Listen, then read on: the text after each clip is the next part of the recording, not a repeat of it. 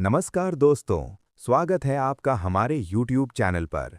आज हम पढ़ेंगे नमस्कार दोस्तों, स्वागत है आपका हमारे YouTube चैनल पर। आज हम पढ़ेंगे अप्रैल 2026 के महत्वपूर्ण करंट अफेयर्स जो सभी प्रतियोगी परीक्षाओं के लिए बेहद महत्वपूर्ण है। तो चलिए शुरू करते हैं।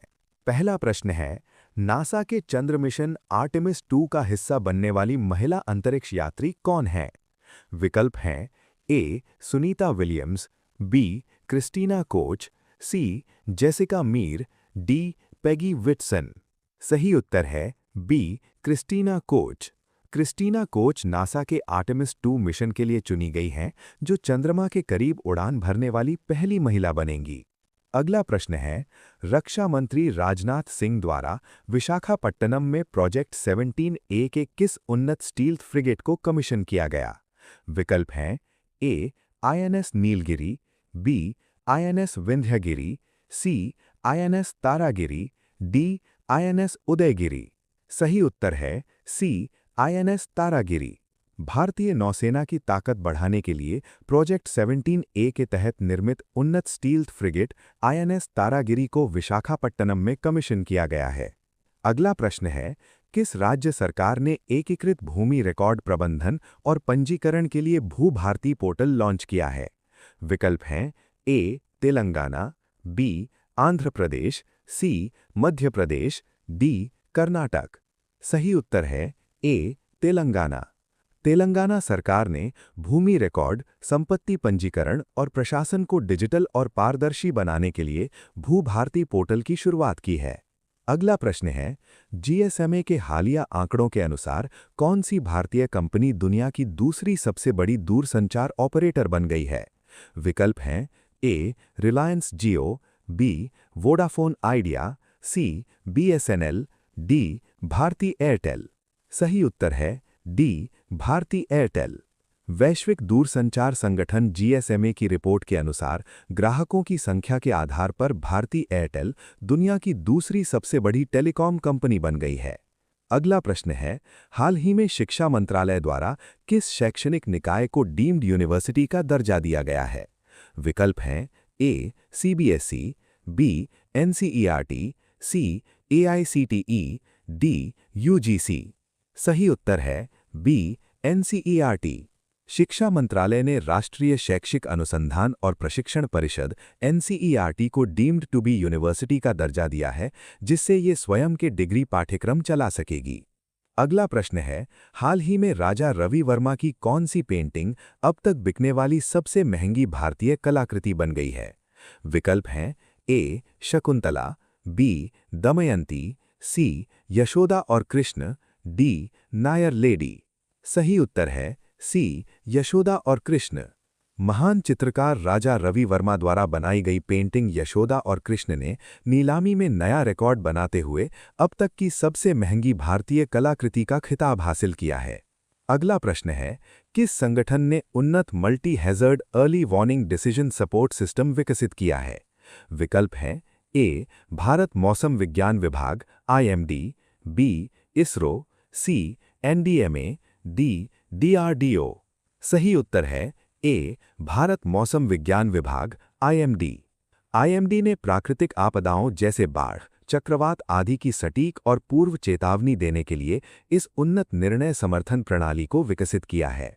अगला प्रश्न है, हाल ही में खबरों में रहे गंगोत्री राष्ट्रीय उद्यान किस राज्य में स्थित है?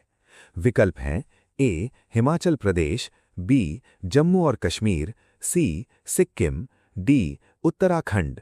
सही उत्तर है डी. उत्तराखंड। गंगोत्री राष्ट्रीय उद्यान उत्तराखंड के उत्तरकाशी जिले में स्थित है, जो हिम तेंदुओं पर अपनी अनूठी अल्पाइन वनस्पतियों के लिए प्रसिद्ध है। अगला प्रश्न है, घरेलू मुर्गे मुर्गियों और अन्य पक्षियों में अत्यधिक संक्रामक न्यूकैसल रोग पैदा करने के लिए कौन सा वायरस जिम्मेदार है? विकल्प हैं A. Avian influenza H5N1, B. Avian paramyxovirus serotype 1, C. Corona virus IBW, D. Marek रोग वायरस। सही उत्तर है B. Avian paramyxovirus serotype 1। Newcastle रोग पक्षियों की एक संक्रामक और गंभीर बीमारी है जो एवियन पैरामाइक्सोवायरस सीरोटाइप 1 APMV1 के कारण फैलती है। अगला प्रश्न है, हाल ही में भारत ने मानवीय सहायता के रूप में किस पश्चिमी अफ्रीकी स्थलरुद्ध लैंडलॉक्ड देश को 1000 मीट्रिक टन चावल की खेप भेजी है? विकल्प हैं ए नाइजर, बी माली, सी बुर्किना फासो, डी चाड। सही उत्तर है सी बुर्किना फासो। खाद्य संकट से निपटने में मदद करने के लिए भारत ने पश्चिमी अफ्रीकी के स्थलरुद्ध देश बुर्किना फासो को मानवीय सहायता के रूप में चावल भेजा है। अगला प्रश्न है, चल रहे राजनीतिक संकट के बीच हाल ही में मंगोलिया के नए प्रधानमंत्री के रूप में किसे नियुक्त किया गया है? विकल्प हैं ए उचरल न्यामोसोर, बी उखनागिन खुरेलसुख, सी ओयुन एर्देन, डी बटबायार। सही उत्तर है ए उचरल न्यामोसोर। मंगोलिया में राजनीतिक उथल-पुथल के बाद उचरल न्यामोसोर को देश का नया प्रधानमंत्री नियुक्त किया गया है। अगला प्रश्न है, गगनयान मिशन के लिए अंतरिक्ष यात्रियों की सहन शक्ति और मनोवैज्ञानिक शक्ति का परीक्षण करने के लिए इसरो ने कौन सा मिशन लॉन्च किया है? विकल्प हैं ए मिशन गगन, बी अंतरिक्ष योग, सी मिशन वायु, डी मिशन मित्रा। सही उत्तर है डी मिशन मित्रा। इसरो ने मानव अंतरिक्ष यान गगनयान से पहले अंतरिक्ष यात्रियों को मानसिक और शारीरिक रूप से तैयार करने के लिए मिशन मित्रा की शुरुआत की है। अगला प्रश्न है, अंतरिक्ष जैसी चरम स्थितियों का अनुकरण सिम्युलेट करने के लिए इसरो वर्तमान में किस उच्च ऊंचाई वाले क्षेत्र में मिशन मित्रा का संचालन कर रहा है? विकल्प हैं ए स्पीति घाटी, बी लद्दाख, सी तवांग, डी सियाचिन। सही उत्तर है बी लद्दाख। लद्दाख का ठंडा और शुष्क वातावरण अंतरिक्ष जैसी चरम स्थितियों से काफी मिलता जुलता है, इसलिए इसरो ने मिशन मित्रा के परीक्षण के लिए इस क्षेत्र को चुना है। अगला प्रश्न है, अप्रैल 2026 में म्यांमार के नए प्रधानमंत्री के रूप में किसे चुना गया है? विकल्प हैं ए मिंट स्वे, बी आंग सान सूची, सी मिन आंग लाहिंग, डी थिन सेन।